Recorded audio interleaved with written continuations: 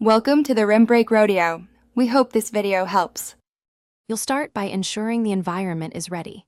Make sure your OS updates were applied and rebooted recently so cached drivers reset. Next, force quit Microsoft Teams from Task Manager or Activity Monitor and sign out of any Teams web tabs to avoid session conflicts.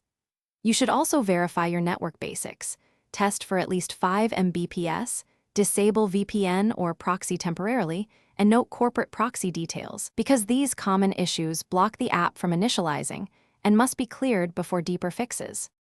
Once done with the basics, perform a full client reset to remove corrupted cache.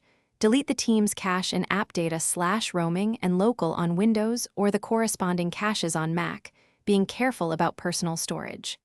Then use the system repair flow. On Windows, go to Settings, Apps, Repair, then Reset. On Mac, reinstall the latest PKG after uninstall.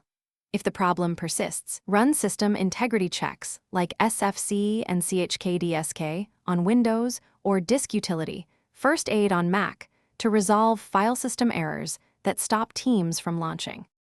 To finish, reinstall Teams with administrator privileges using the latest installer and sign in to confirm the app opens and joins a test meeting.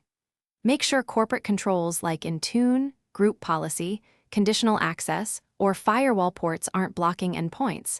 These often prevent startup despite a clean client. If all else fails, collect diagnostic logs, Teams client logs, and system event viewer entries, and share them with your IT admin or Microsoft support. That single troubleshooting tip, get the logs, will speed diagnosis and resolution significantly. Thanks for watching. Consider subscribing if we helped you.